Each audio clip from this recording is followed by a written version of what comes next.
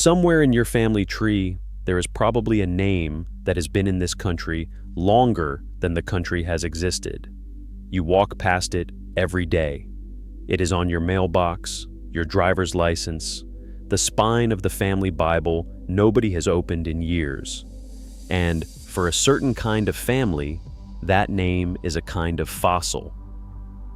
A signature pressed into American soil before there was an America to sign for. In the summer of 1790, federal marshals went door to door across the 13 states for the first national census. They wrote down the head of every household by hand.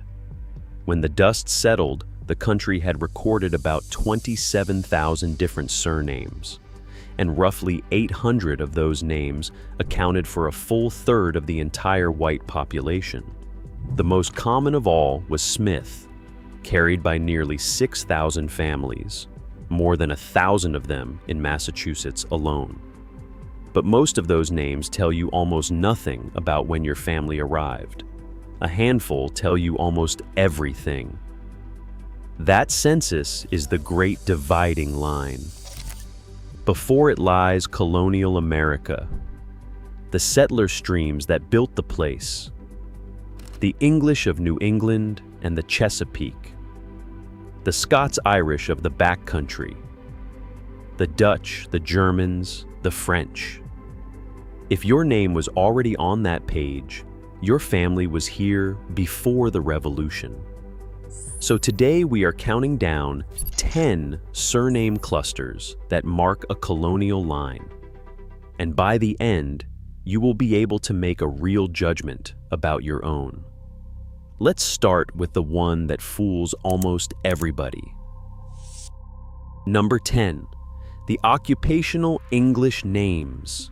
Smith, Miller, Taylor, Cooper, Carpenter. These feel like the most American names imaginable, and that is exactly the trap. A Smith in 1790 might descend from a Yorkshire blacksmith who landed in 1635. Or his grandfather might have been a German immigrant named Schmidt, who simply translated the word. Or a freedman after the Civil War who chose the commonest name in the country precisely because it let him disappear into it. Muller became Miller. Zimmerman became Carpenter. So the very ordinariness that feels like deep roots is what makes these names almost useless as proof. The lesson sits right here at number 10, and it governs the whole list. A name is a clue. It is never a verdict. Number 9, the Welsh patronymics. Jones, Williams, Evans, Lewis, Morgan, Owen.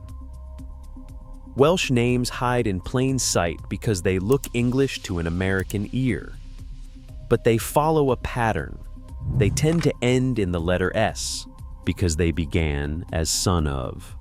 Evans' son became Evans. In the 1680s, William Penn sold a 40,000-acre block west of Philadelphia to Welsh Quakers, and it became known as the Welsh Tract. Towns out there still carry the old country on the map: Bryn Mawr, Bala Cynwyd, Radnor. If your Jones or Pugh line traces back into colonial Pennsylvania or the Delaware Valley, you may be looking at one of the oldest Welsh settlements in the New World. Number 8, the Scots-Irish backcountry names. McCoy, Campbell, Hamilton, Crockett, Calhoun. Now we leave the coast and head into the hills. After 1718, Presbyterian Scots from Ulster poured into the colonies by the tens of thousands, driven out by rising rents and bad harvests. They landed at Philadelphia, found the good land taken, and turned southwest down the Great Wagon Road into the Shenandoah Valley and the southern Appalachians. This is the Mac and Mac country of Tennessee, Kentucky, the the Carolinas. But the region draws a sharp line. A McCoy in a Kentucky holler on the 1790 census is a different stream entirely from a later Irish Catholic family that landed in Boston after the famine in the 1840s. Same kind of name, two completely different migrations, a century apart. The backcountry one is Colonial. The region is the Tell. Number 7. The German Palatine names: Snyder, Wagner, Hoover, Bowman, Stoner. In 1709, war and famine on the Rhine pushed roughly 13,000 Germans, the poor Palatines, down the river and across to London. The next year, around 2,200 of them sailed to New York and were settled in work camps along the Hudson called East Camp and West Camp. Many drifted south to Berks County, Pennsylvania, the heart of what we now call the Pennsylvania Dutch. Their names got sanded down by English clerks. Schneider became Snyder, Huber became Hoover, Bauman became Bowman, Zimmerman, as we said, became Carpenter. So, if your German name sits in colonial Pennsylvania records, do not look for it, spelled the modern German way. Look for the anglicized version a tired clerk wrote down by ear. The genealogist Henry Z. Jones spent a career tracing these families and pinned down the European origins of 600 of the 847 households. That is how documented this stream is. From here, the names get harder to recognize as colonial at all. Number 6. The Huguenot French names: Maury, Dabney, Fontaine, Gano, Baudin. When France revoked the Edict of Nantes in 1685, Protestant families fled by the hundreds of thousands. Some reached the colonies and were absorbed so completely that their names changed past recognition. D'Aubigne became Dabney. Gano became Gano. The Boston merchant family, Baudouin, became Baudin, and a college carries the name today. Paul Revere's father arrived as Apollos Revoir and anglicized it, the story goes, so that locals could pronounce it. In 1700, a group of Huguenots settled at Monacantown on the James River above Richmond. So, if your family has a French-sounding surname with a strange English spelling and roots in colonial Virginia or South Carolina, you may be carrying a refugee story 300 years old. If you are finding this useful, take a second and subscribe. We dig into American founding stock ancestry every week. The names, the records, the migrations beneath the official story. Now let's get to the names that hide the deepest roots of all. Number 5. The Dutch New Netherland names. The Van and the Vander names, and the names that end in SE. From 1624 to 1664, the Dutch ran the Hudson, and they left a naming system unlike anything English. Van means from, Vander means from the. And before fixed surnames took hold, the Dutch used patronymics that ended in C or sen. Hendrikse, Janse, Lambertse. The famous ones tell the story. Vanderbilt began as Vanderbilt. Roosevelt traces to Klaus Mertensius von Roosevelt, who reached New Amsterdam around 1649, though scholars still argue whether the name means a field of roses or a field of reeds. Martin Van Buren, the 8th president, came from the same Hudson Dutch world. If your name carries a van, or ends in that worn-down sea, and it sits in the old counties of New York and New Jersey. You are looking at one of the deepest colonial roots in the country. Now back to New England, where the records get almost unfairly good.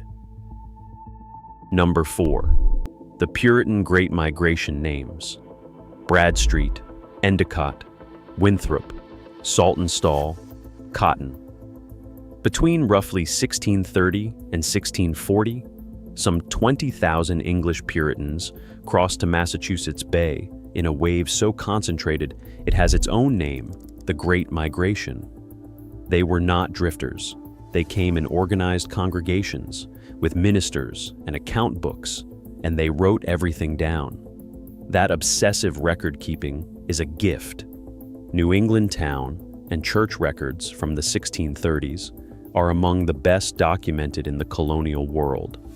A family that appears in a 1790 Massachusetts or Connecticut census with one of these old Puritan names in a town its ancestors helped found has one of the cleanest paper trails in America.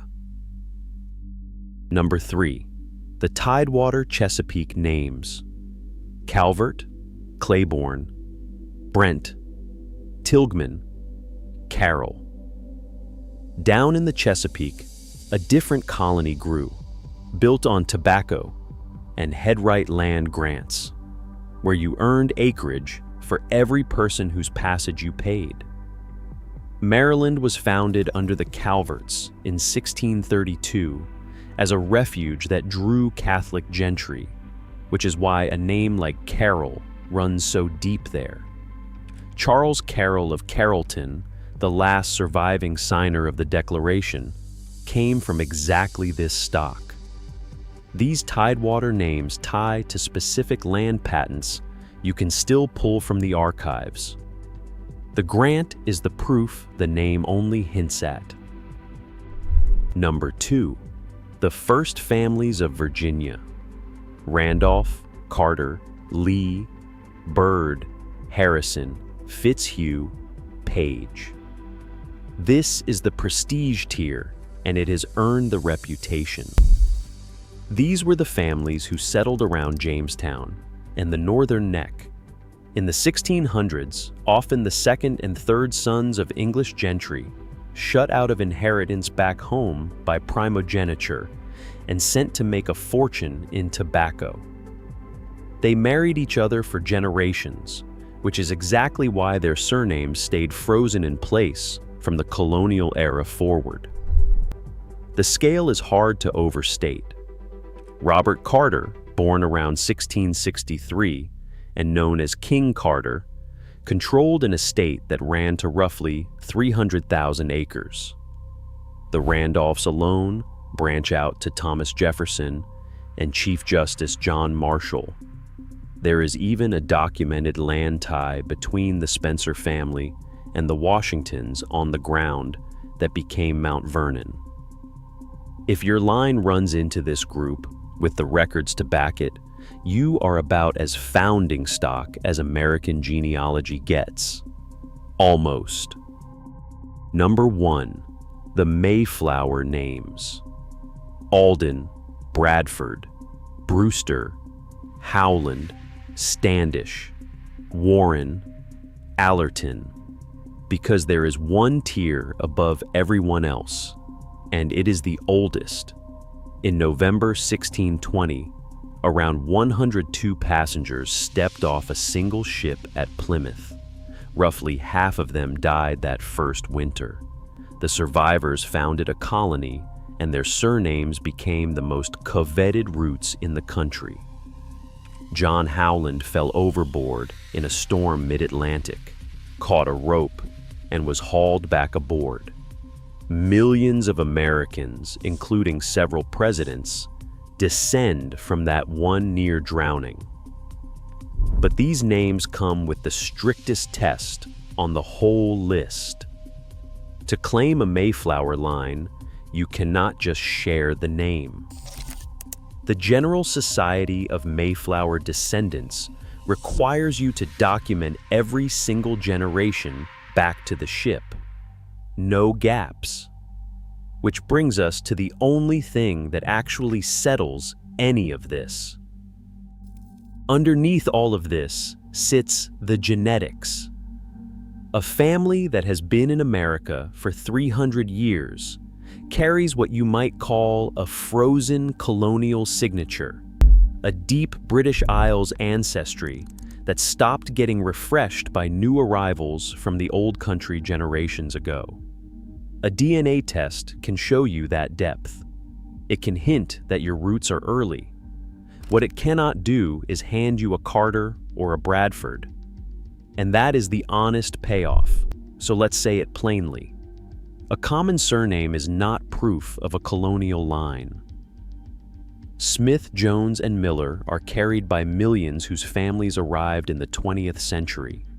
The name is where the search starts, never where it ends. The real check is the documented chain, the land grant with your ancestor's name on it, the will, the parish register, and above all, that 1790 census, the first hard line in the record where you can see whether your people were already here or still an ocean away. So go look, pull up the 1790 census and search your own name.